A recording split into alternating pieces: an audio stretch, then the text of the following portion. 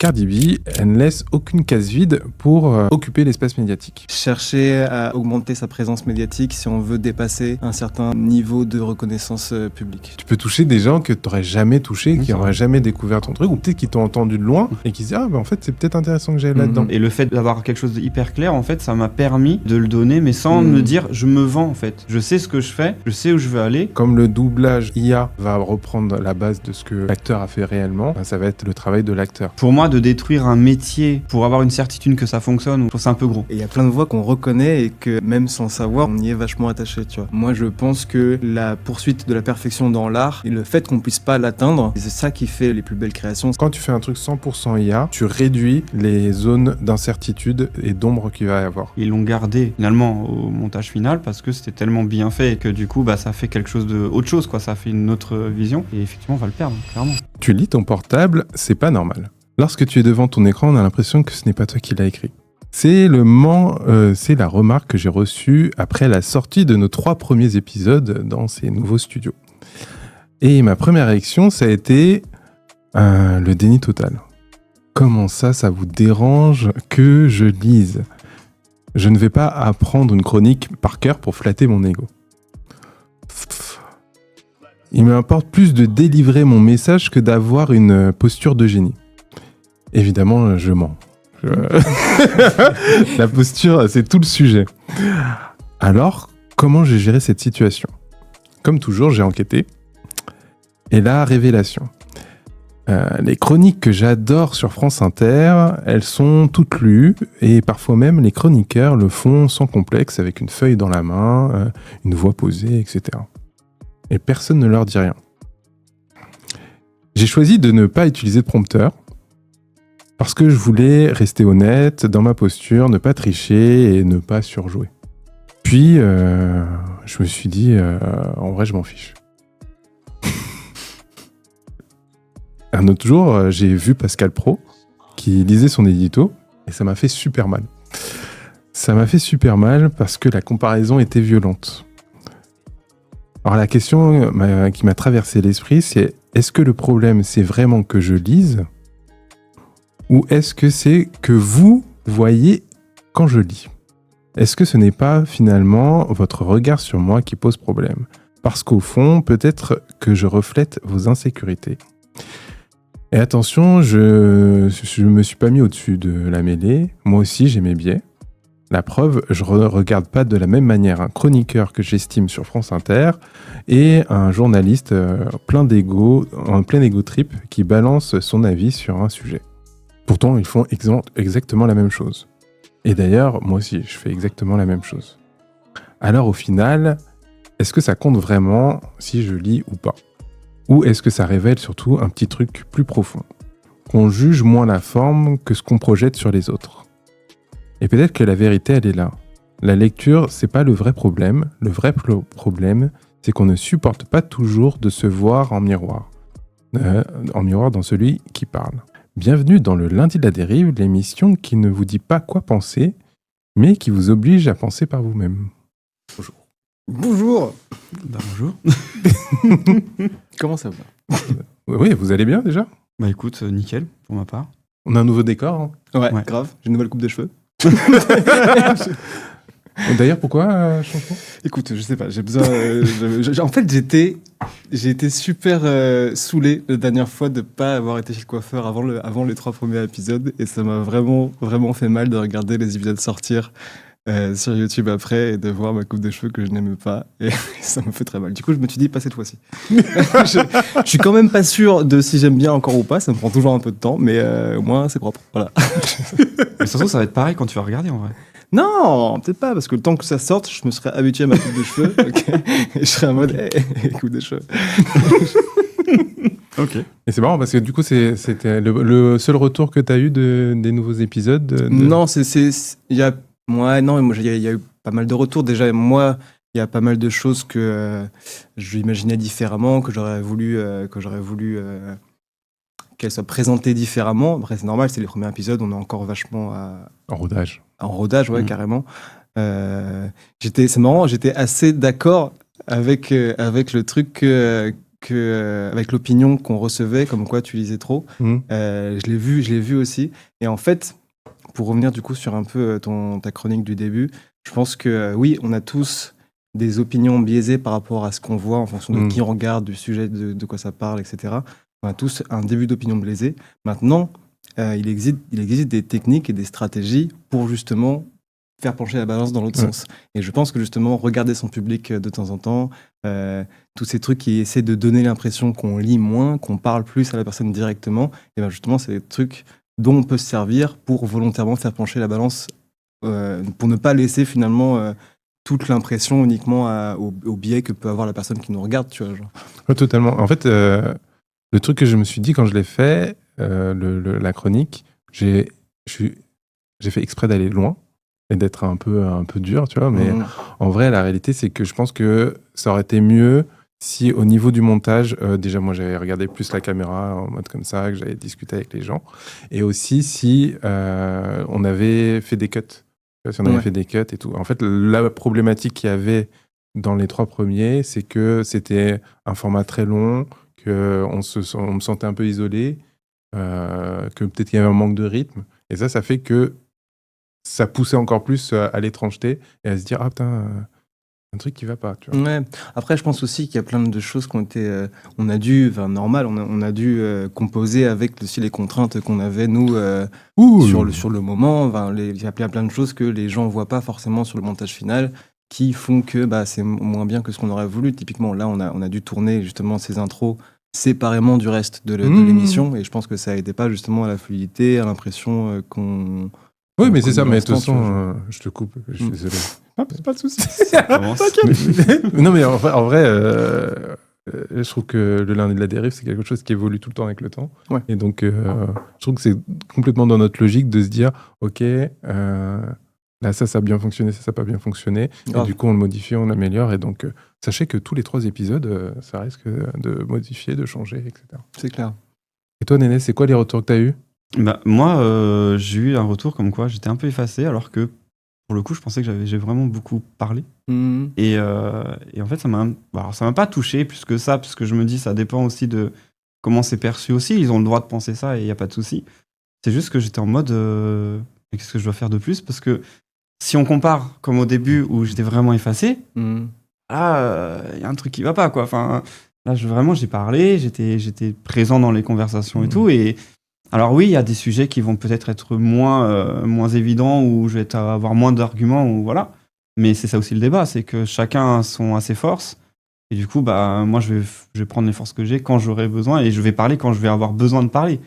Alors peut-être que ça se voyait plus aussi, parce qu'on a filmé différemment le truc. Hein, Oui, peut-être. Je sais pas. Non, mais moi, je pense que surtout, c'est une belle preuve d'amour, quand même. Tu vois, je veux dire... Ils en veulent plus. Ils en veulent plus de toi. Oui. Je peux le prendre comme ça aussi. Les gens te kiffent, quoi. Oui, non, mais après, c'est vrai que pour le coup, j'aurais pu le prendre comme ça aussi. Hein. Non, mais c'est marrant, du coup, c'est marrant comment on le prend. Eh ben, si on commençait, allez, je vous propose qu'on fasse le premier sujet. Est-ce que vous connaissez Cardi B ? Vaguement. Un petit peu. Alors, petite anecdote, quand j'en ai parlé, je leur dis Cardi B, c'est la nouvelle Nicki Minaj, je crois que j'ai dit. Oui, nouvelle Nicki. Ce qui était très méchant, parce que du coup, même s'ils ont compris tout de suite, c'est vrai que c'est assez réducteur de dire la nouvelle Nicki Minaj, quoi. Donc voilà, Cardi B, c'est une rappeuse. Et je voulais vous parler un peu de la sortie de son dernier album et surtout de sa stratégie pour mettre en avant cet album. Elle a transformé la promo en spectacle vivant. Elle descend dans les rues de Manhattan pour vendre ses disques elle-même. Elle donne un numéro de téléphone pour envoyer des SMS directement à ses fans.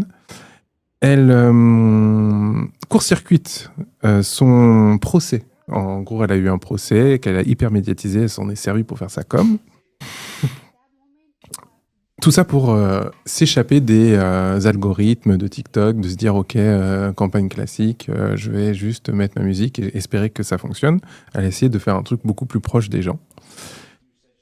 Et donc, on peut aimer ou pas son style, mais une chose est claire, c'est que Cardi B, elle ne laisse aucune case vide pour occuper l'espace médiatique.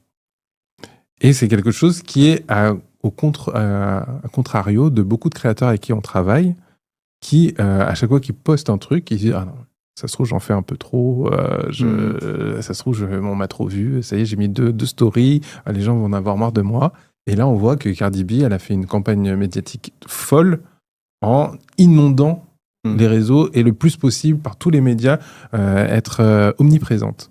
Et donc la question que je vais vous poser, est-ce que vous pensez qu'on peut réussir sans jouer le jeu de l'omniprésence ? Est-ce que vous pensez que toutes les campagnes médiatiques doivent être pas omniprésentes, mais j'allais dire oppressantes presque, ou faut forcément est-ce qu'il faut forcément se saturer, ou est-ce que on peut faire ça un peu plus délicatement ? Et pourquoi vous le faites pas ? C'est une petite cerise sur le gâteau.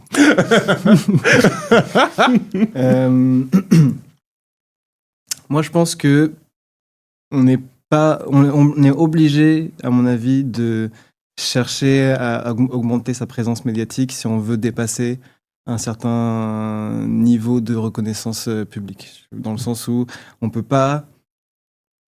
Si on reste dans sa niche, on peut pas atteindre plus que sa niche. Okay. Et du coup, pour atteindre les autres niches, il faut produire du contenu qui correspond à ces autres niches. Donc, par exemple, avec Cardi B, les trucs de procès, typiquement, ça apparaît sur un autre fil d'actualité que les trucs habituels de moi à la maison, de moi qui fais mon maquillage, de moi qui rappe, qui fait un spectacle dans la rue, etc.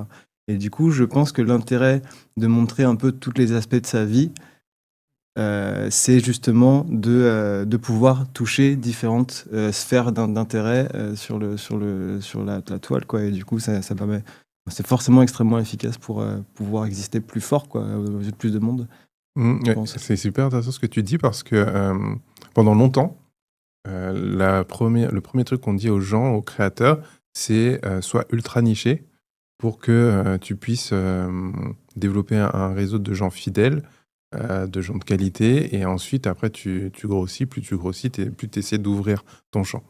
Et ça, là, ce qu'a fait Cardi B, et ce que tu relèves, très justement, avec le procès, c'est que en fait, le vrai sujet, c'est le divertissement. Plus tu vas toucher de monde, plus tu vas être massif dans ta communication, et plus tu peux toucher un nombre incalculable de personnes, et en fait, créer ton noyau dur dans tous ces gens-là. En fait, si tu touches 20 millions de personnes, même s'il y en a 20 millions qui vont peut-être s'en foutre, enfin, 19 millions qui vont peut-être s'en foutre, c'est-à-dire qu'il en reste 1 million qui peuvent être hyper accrochés.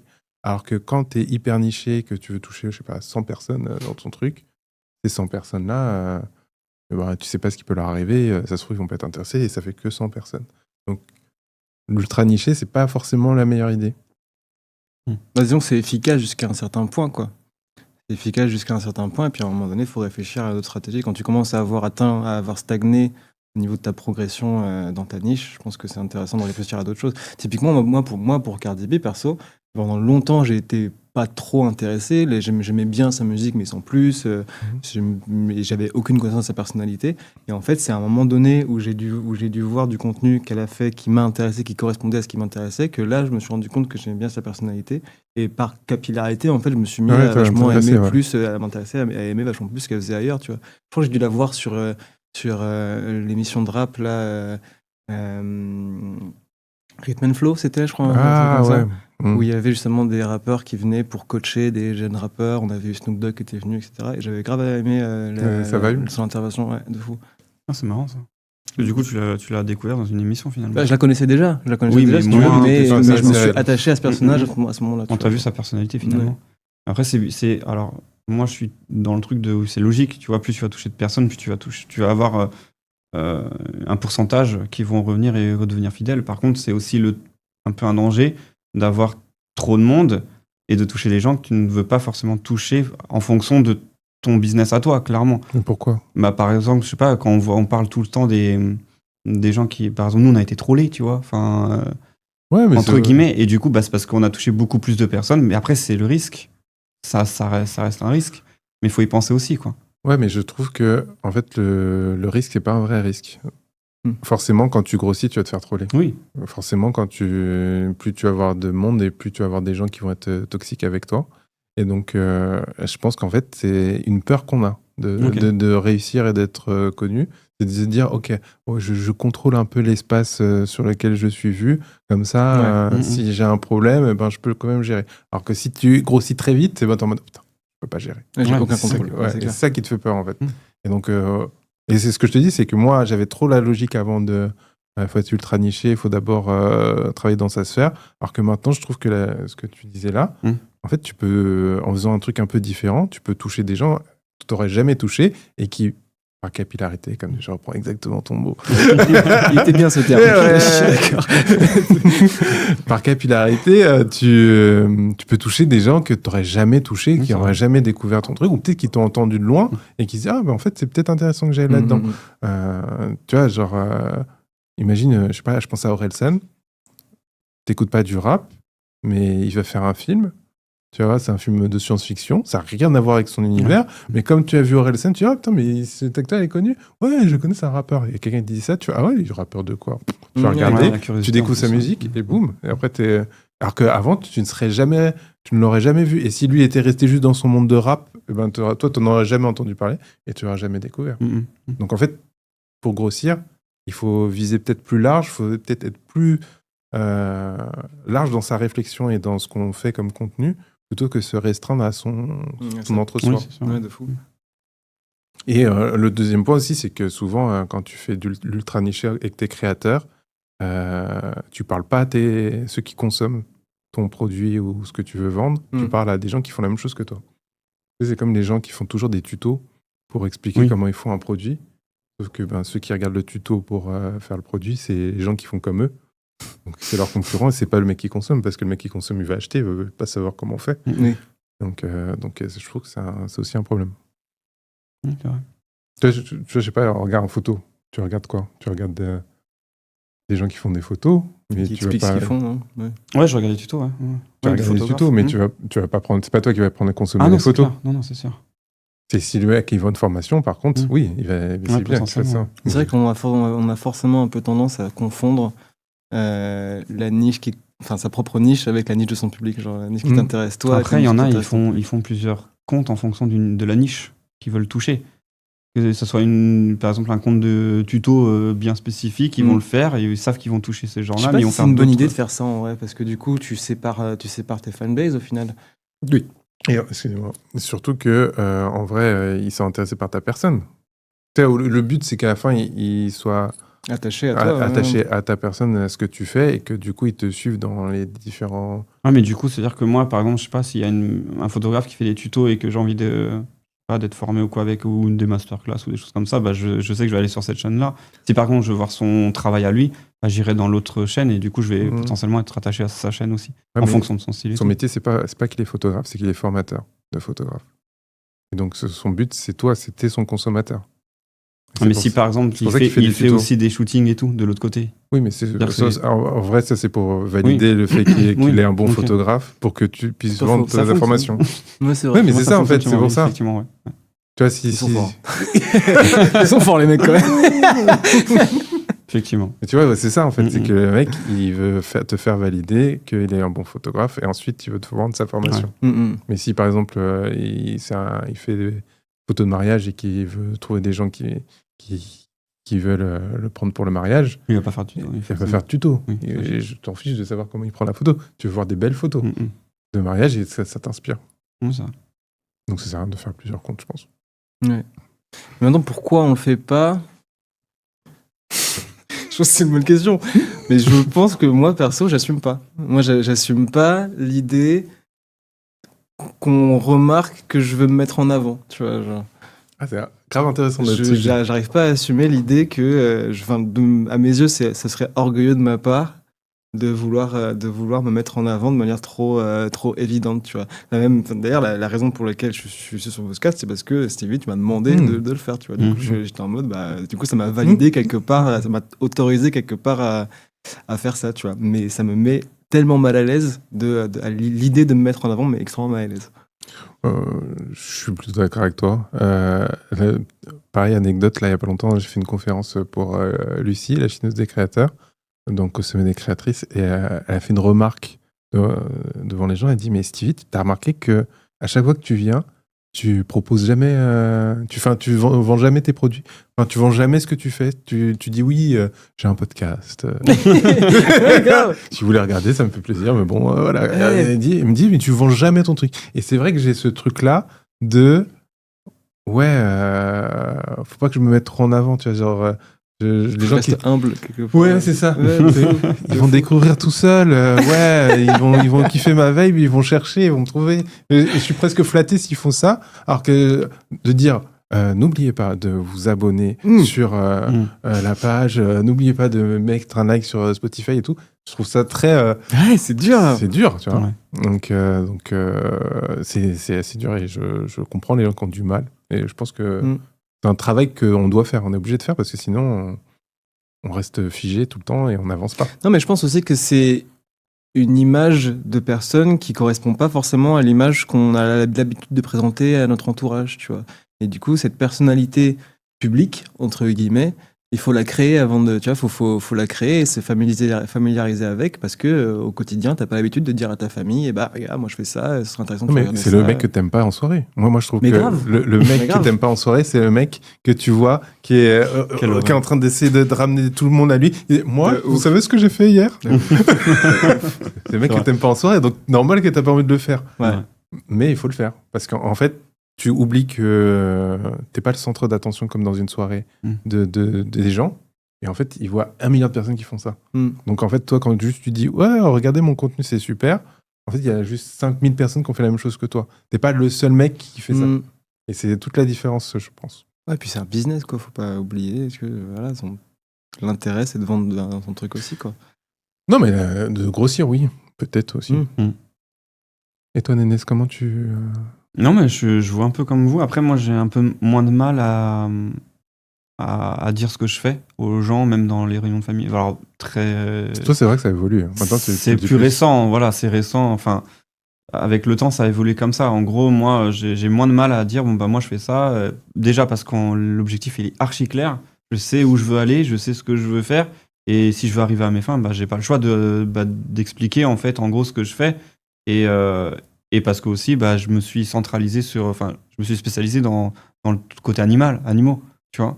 Et le fait d'avoir quelque chose de hyper clair, en fait, ça m'a permis de le donner, mais sans me dire, je me vends, en fait. Je sais ce que je fais, je sais où je veux aller, j'ai pas besoin de me vendre, mais j'ai besoin d'en parler.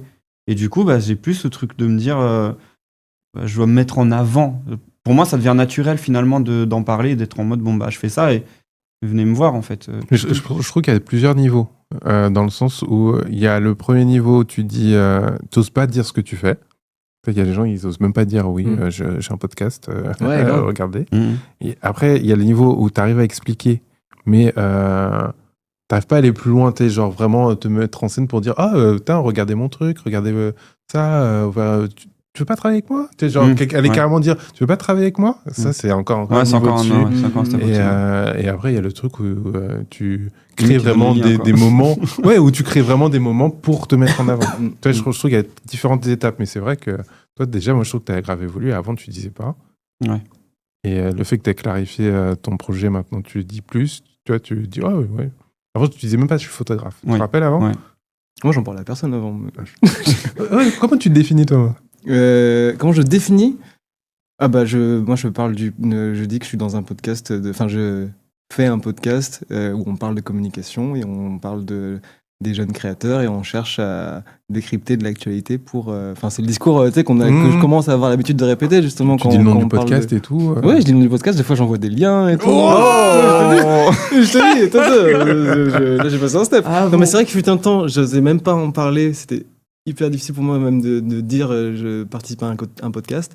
Maintenant, mon entourage, mes collègues, ils savent, tu vois, ils savent ce que c'est. Et voilà. C'est un peu plus, ça évolue quand même. J'en suis pas à plus que ça, mais ça évolue. Non, mais ça évolue. En fait, je pense qu'avec le temps, tout peut évoluer en fonction de. Moi, c'est comme ça que je le sens, mais de la fierté dont tu apportes à ce que tu fais. Ouais. Et du coup, comme moi, je sais que j'ai une petite fierté à faire ces trucs-là. Ouais. Tu vois, le podcast et tout, en fait, j'en parle et je suis content, tu vois. Ouais, non, de fou. C'est vrai que moi, j'ai peut-être encore des complexes par rapport à ma légitimité dans ce podcast et qu'est-ce que j'ai à y apporter, etc. Et ouais, c'est vrai. Et concernant, en dehors du podcast, tu vois, ce que tu fais... Alors j'en parle, en fait mon projet perso, j'en parle comme d'un projet qui serait juste pour moi, tu vois. C'est comme, tu vois, genre c'est comme si voilà, je faisais... C'est ton projet de chambre. C'est mon projet de garage, tu vois. C'est mon projet de garage et je le fais pour moi et pour l'instant j'en parle surtout comme ça. Je parle de plus en plus de manière transparente de la quantité d'efforts et du temps que j'ai mis dedans jusqu'ici. Mais jusqu'ici, j'en parle pas autour de moi comme d'un projet pro, en tout cas.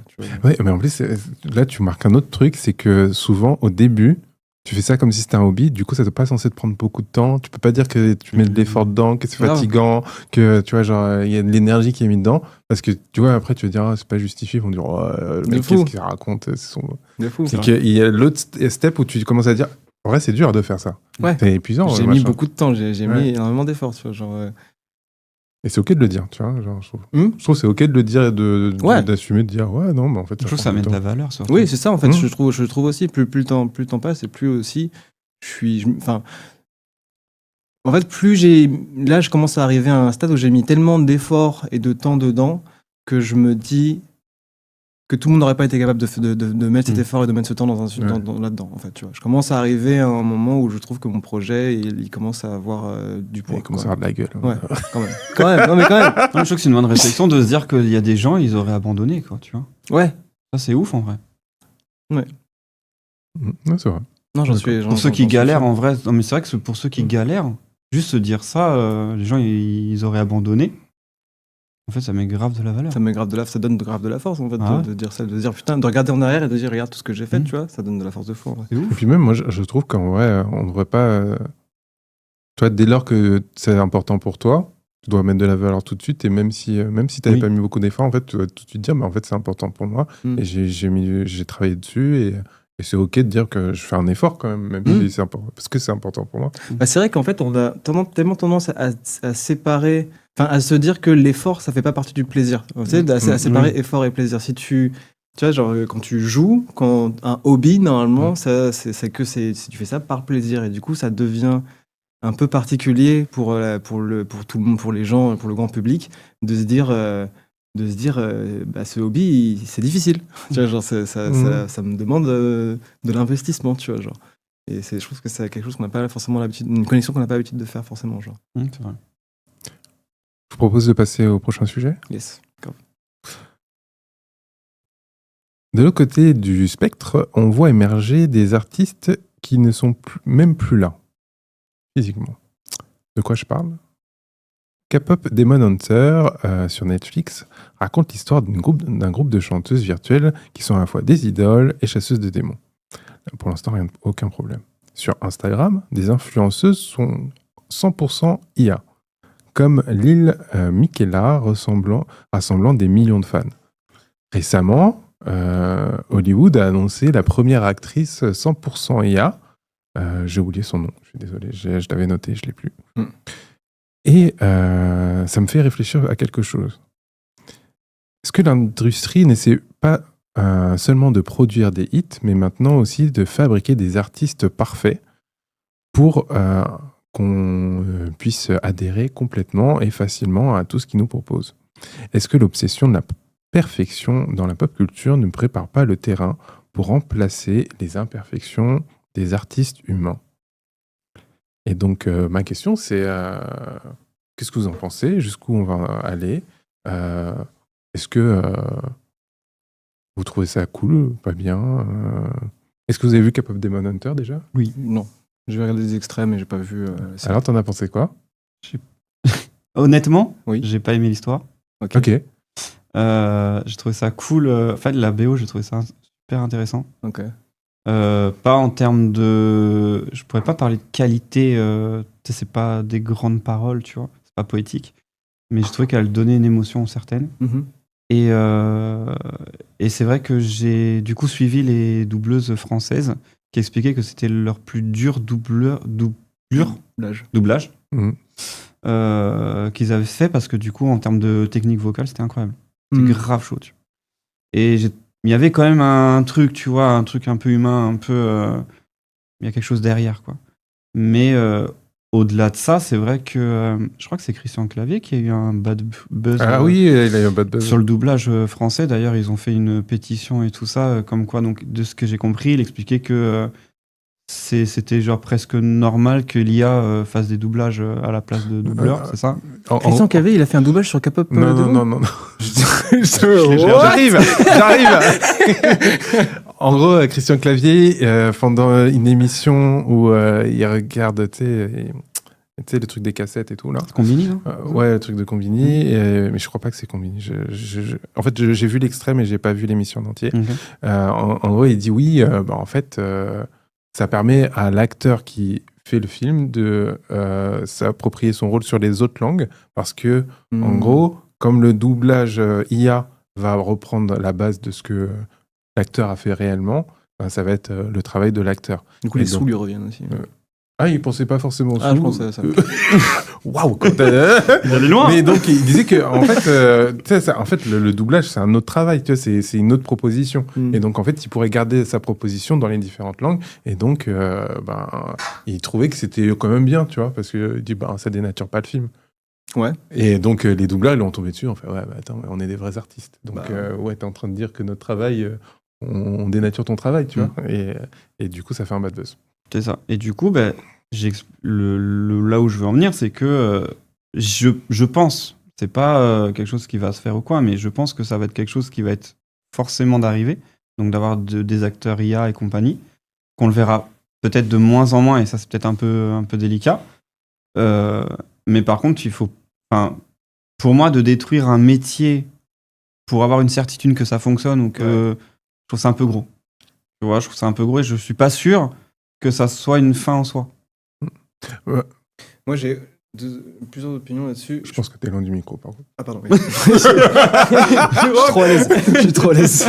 Non, je pense que En fait, je pense que le travail du doubleur, il est hyper important parce que, l'air de rien, on les connaît. On connaît les doubleurs, même quand c'est pas les vrais acteurs, on connaît les voix et du coup il y a grave un truc de familiarité. Tu vois, genre c'est toujours le même doubleur qui va doubler tel héros, tel super-héros, etc.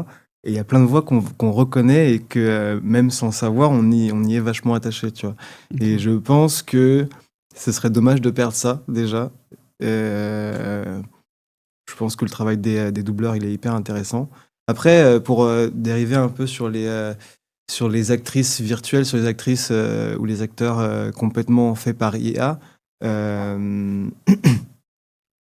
Je pense... En fait, c'est assez bizarre, mais je trouve que c'est une suite logique des choses. On avait déjà les créateurs de contenu qui avaient des images virtuelles qui les remplaçaient complètement, qui avaient des comment on appelle ça, les V machin. Les VTubers. Les VTubers qui avaient justement qui avaient une image virtuelle qui suivait leurs mouvements et qui remplaçait leur apparence. Oui, mais c'est la suite logique, tu vois. Enfin, c'est la suite logique dans le sens où ils ont cherché une représentation d'eux-mêmes qui n'était pas possible dans la réalité. Et du coup, là, on continue ce truc-là en créant la totalité de la persona qui n'est pas possible à réaliser dans la réalité, mais qui correspond à des critères compliqués et qui, justement, voilà, ce qui permet de rassembler tous les critères possibles et imaginables. Maintenant, moi, je pense que la poursuite de la perfection dans l'art et le fait qu'on ne puisse pas l'atteindre, c'est ça qui fait les plus belles créations, c'est d'essayer de poursuivre. Pour moi, un artiste, il va essayer de poursuivre un idéal, un idéal qui a un concept dans sa tête qui est complètement, c'est une vision que lui seul a et qui est complètement, probablement pour la plupart du temps, irréalisable. Mais du coup, d'essayer de tendre vers ces idéals, c'est ça qui va faire la production artistique. Et je pense pas que ce concept de perfection, d'infinité, soit transcriptible en chiffres pour une IA, tu vois. Et du coup, finalement, la capacité de l'IA d'atteindre l'objectif absolu qu'elle s'est fixé est finalement un obstacle à la poursuite du concept artistique, tu vois. Et du coup, au final, l'IA qui est bloquée par ce qui est représentable en chiffres est inférieure à l'humain qui va pouvoir constamment poursuivre cet idéal de loin en loin et atteindre finalement des trucs bien plus intéressants et bien plus artistiquement stylés, quoi. Ok. Alors, j'ai pas exactement le même avis que toi. Donc, je reprends par rapport à ce que tu disais sur le doublage, et en fait, vous allez voir, ça revient à peu près pareil.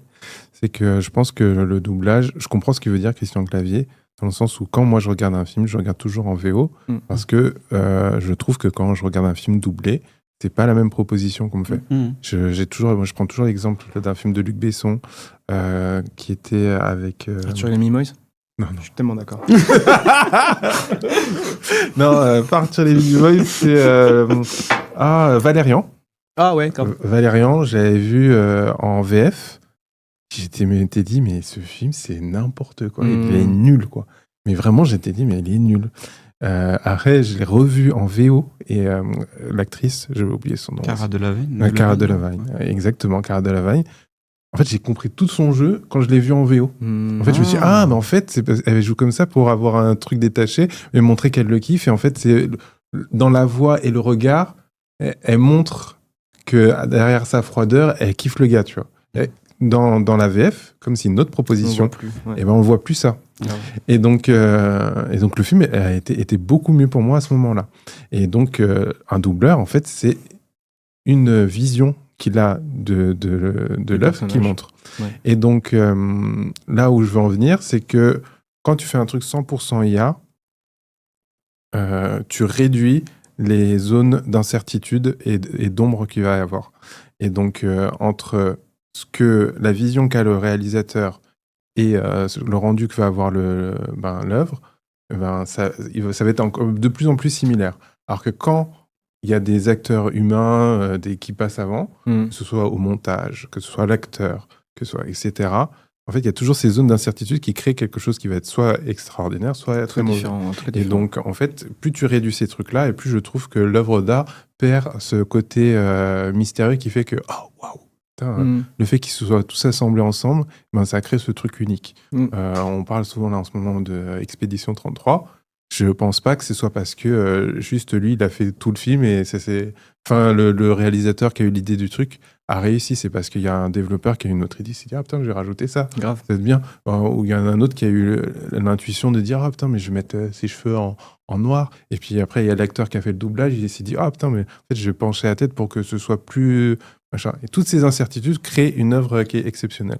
Moins tu réduis ces incertitudes et plus tu arrives à un truc qui va être plat et sans saveur. Et la peur que j'ai, c'est que plus tu as de trucs en IA et plus il y a une seule personne qui travaille sur sa vision et ça réduit énormément la zone d'incertitude. Oui, parce que ça me fait même penser pour te rejoindre le truc de Clair Obscur, c'est que ils ont fait toutes les scènes de MCU où ils ont improvisé.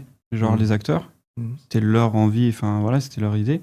Et ils l'ont gardé finalement au montage final parce que c'était tellement bien fait et tellement que du coup ça fait quelque chose autre chose, quoi. Ça fait une autre vision et effectivement on va le perdre clairement. Non, mais c'est ça, c'est vrai que pour le coup le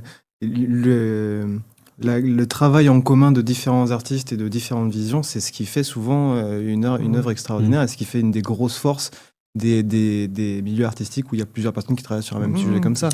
Et après moi, je suis plutôt un partisan du sous-titre, parce que justement, je suis un peu comme toi, Stevie, dans le sens où, pour moi, quand on est sur un doublage, en fait, on a déjà perdu une partie de l'œuvre telle qu'elle a été faite à la base, et du coup, c'est forcément de qualité moindre, même si le doubleur peut faire un travail extraordinaire et tout, à mon avis, ça peut pas être aussi...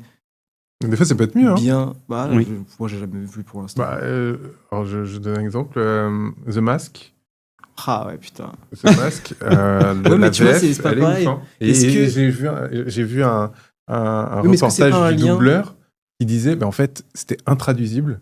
Du coup, moi, j'y suis allé à fond. Il a tout changé, en fait. C'est tellement un exemple de fou malade. Franchement, grave. Mais est-ce qu'on se dit pas ça? Parce que c'est vrai que j'ai ça avec tous les Ace Ventura que j'ai vu. Oui, en plus. Tu vois, genre, je me demande, est-ce que c'est pas...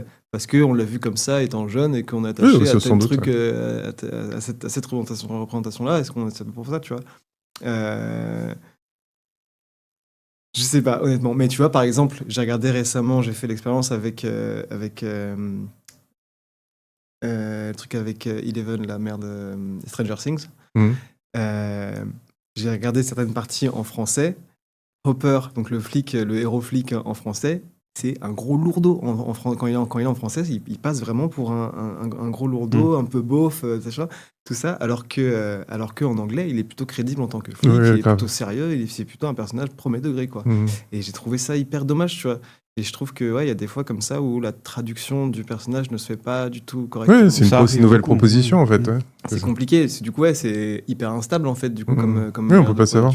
Mais c'est ça l'incertitude, c'est que ça peut être tout aussi mieux ou moins bien. Et il y a des trucs où ça passe mieux. Puis c'est vrai qu'aussi dans le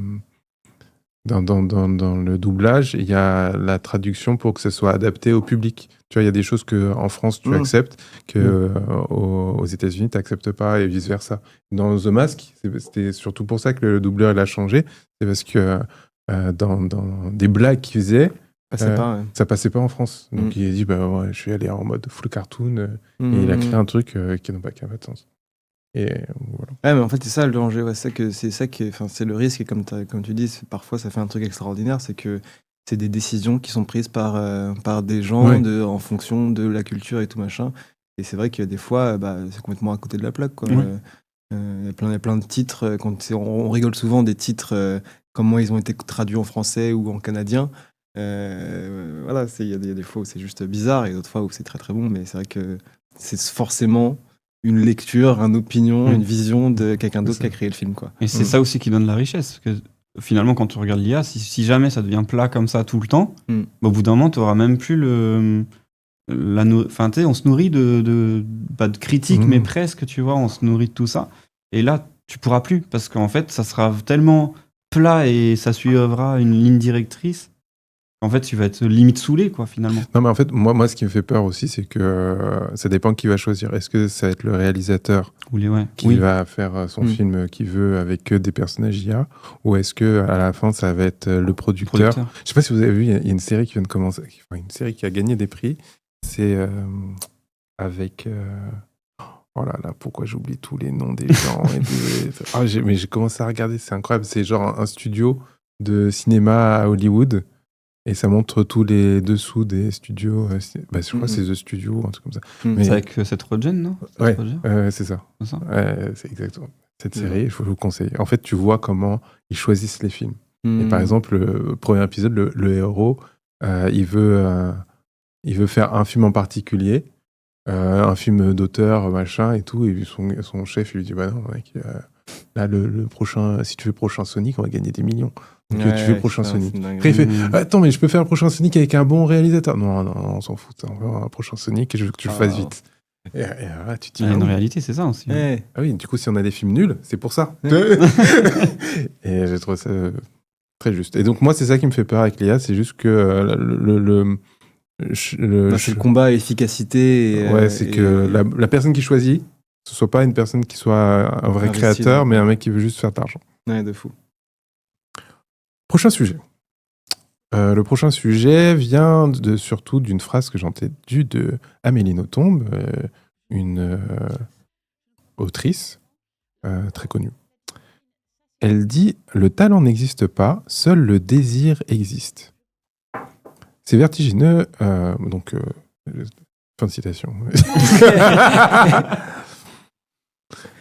Je trouve ça intéressant de mettre cette phrase en perspective avec les sujets qu'on a abordés juste avant, en montrant Cardi B qui ne se contente pas juste de rapper, mais d'aller toujours plus loin, même dans sa réflexion sur le marketing, etc.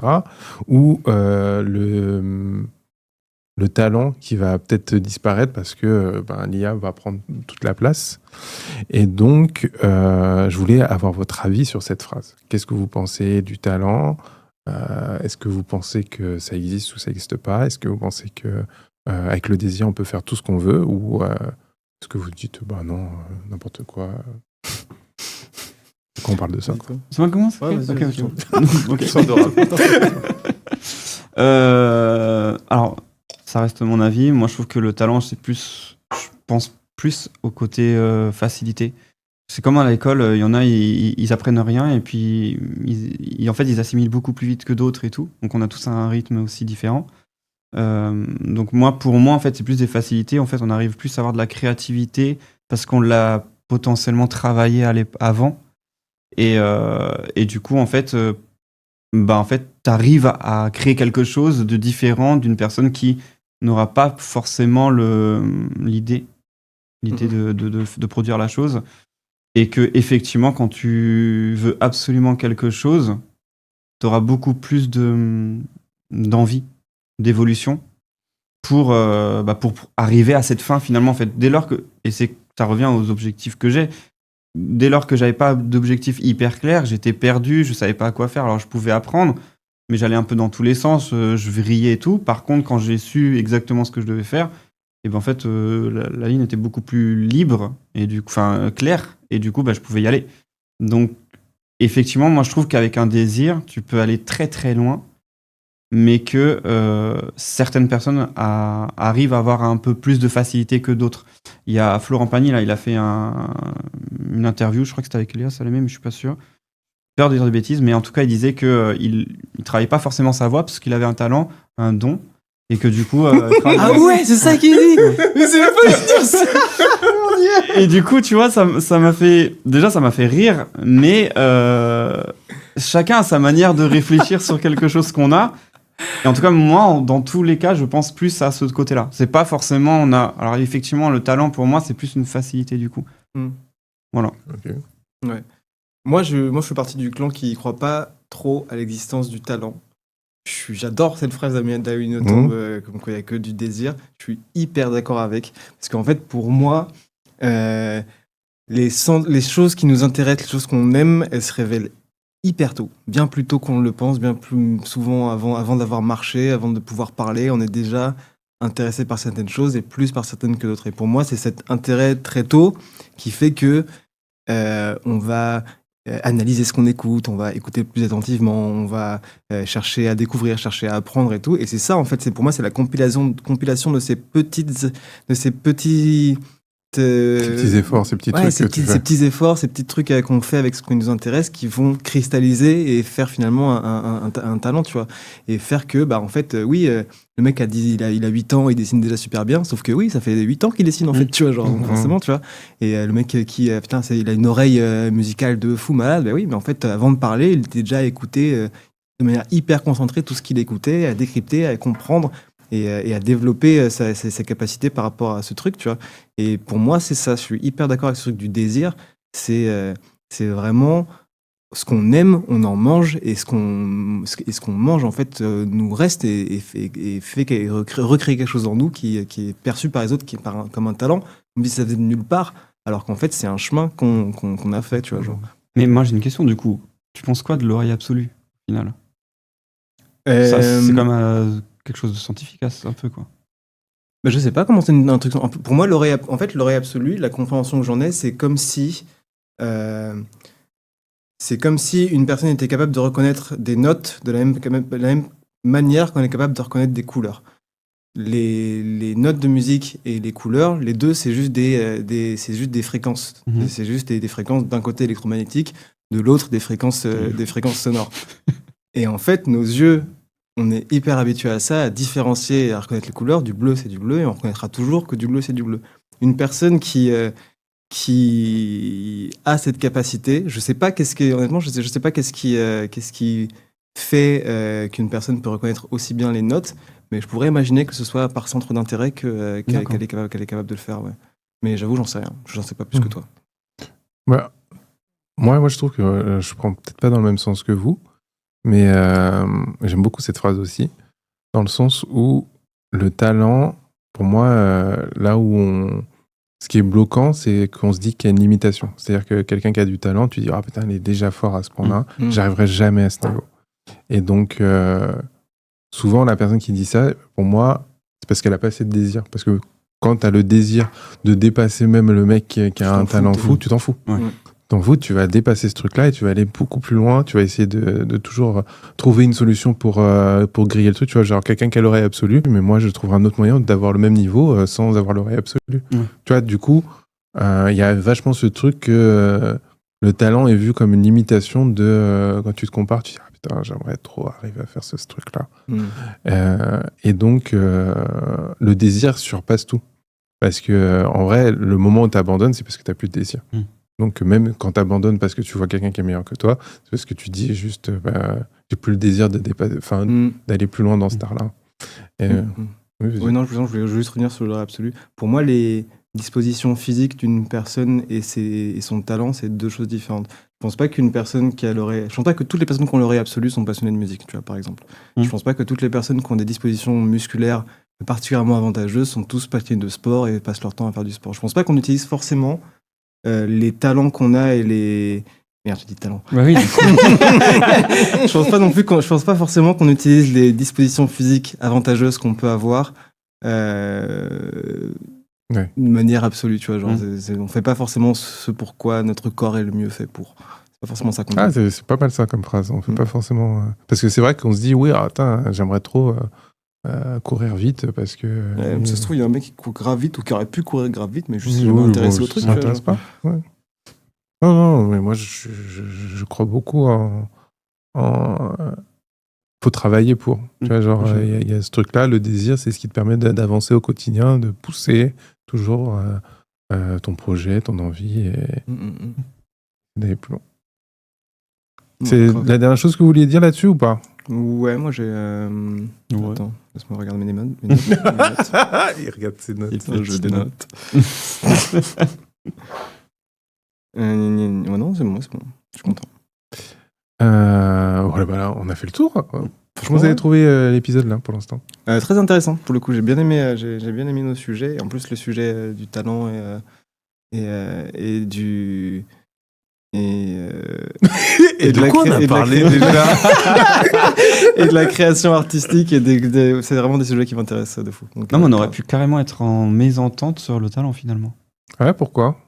Il y a beaucoup de gens qui pensent que le talent existe et que du coup ils ont un sort de don divin, ce qu'on peut, voilà. En fait, c'est logique parce que c'est vrai qu'il y a plein de gens. Quand les gens sont doués pour un truc, souvent on a passé leur vie à leur dire qu'ils étaient super doués pour ça, tu vois. Moi, dans ma famille, on est vachement doués pour la musique. On est vachement tous plongés dans la musique très très tôt.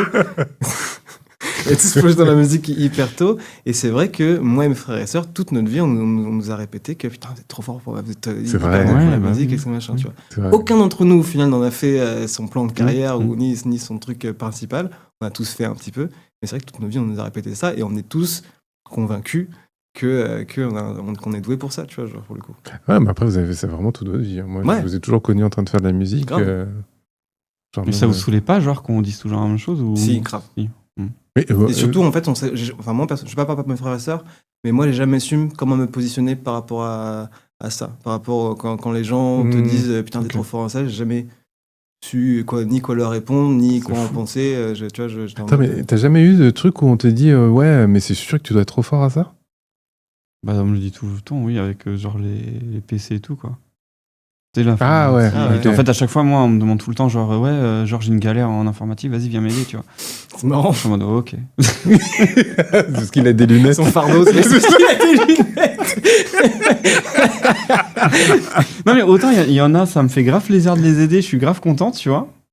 Parce que nous, tu sais, on galérait tellement à l'époque, on faisait tellement de recherches pour trouver des solutions à nos problèmes, tu vois. Mais c'est ça, en fait. C'est exactement ça. Et du coup, il y en a, j'ai envie de leur dire, mais vas-y, mais paye-moi, en fait, au bout d'un moment, je sais pas, quoi. Je sais pas qu'il va dire ça. Parce que tu sais, mais c'est chiant, force, tu vois. C'est chiant, parce que genre t'appelles juste pour ça, tu vois, c'est dur. Ouais, j'entends.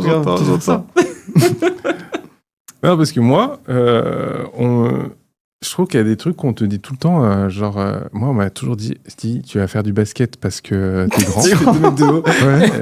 Et après, au début, je voulais pas faire parce que esprit rebelle. Et au bout d'un moment, j'en ai fait un peu. J'avoue, j'aime bien. Ouais, je me suis dit, j'avoue, j'aime bien. Et après, quand j'ai cherché un peu, je me suis rendu compte que les mecs, ils faisaient 3 mètres, tu sais. Oui. En fait, je suis petit pour un basketteur. Mais c'est le truc, il y a une phrase en anglais pour ça, c'est être un gros poisson dans une flaque d'eau, c'est un truc comme ça, c'est plus ou moins. En fait, dès que t'arrives dans l'océan, tu te rends compte que t'es une merde. Oui, c'est ça. En fait, je me dis, ouais, n'importe quoi. Et le deuxième truc qu'on me disait tout le temps, c'était, non, mais t'es noir, tu fais de la guitare basse. Moi, on m'a dit ça 1 milliard de fois. En plus, t'en as fait de la basse. Oui, j'en ai fait de la basse. Et j'avais les seins parce que j'ai jamais voulu le faire dans un groupe ou dans un truc pour ça. Parce qu'on me disait, je fais ça pour moi, mais genre, j'ai pas envie. Tu vois, là, j'ai pas envie de vous donner raison. Et une fois, j'ai vu un South Park où genre. God damn it. Et c'était exactement ça. Je me c'est grave vrai. Parce que donc, dans le South Park, il y a, je sais plus comment il s'appelle, Cartman qui dit va chercher ta basse, elle doit être chez toi et tout. Il fait, mais je fais pas de basse. Ouais, t'es famille de noirs, je suis T'es une famille de noirs, tu il y a forcément une basse dans la maison. trouve une basse. Et vas-y, joue. Mais je sais pas le jouer. Ta gueule, t'es noir, on t'a dit. Merde. Exactement. Ok, c'est exactement ça. Donc voilà. Et donc frustration de fou. Voilà. Donc à chaque fois, ça me fait penser à ça quand on parle du talent et tout. Bon. Ouais, d'accord. Ah, c'est dingue. Merci pour. Merci à toi. Oui. Et donc n'oubliez pas de vous abonner sur la page. Mais seulement si vous voulez. Seulement si vous voulez. Non. Pas par- Voilà, regarde. Je casse tout. Regarde. Je casse tout. J'allais dire, n'oubliez pas de vous abonner sur la page YouTube et pas seulement si vous voulez, abonnez-vous. Commentez, likez. Likez sur Spotify si vous écoutez en podcast et rejoignez-nous sur nos réseaux, sur Instagram Grave. pour nous parler, nous poser des questions. N'hésitez pas.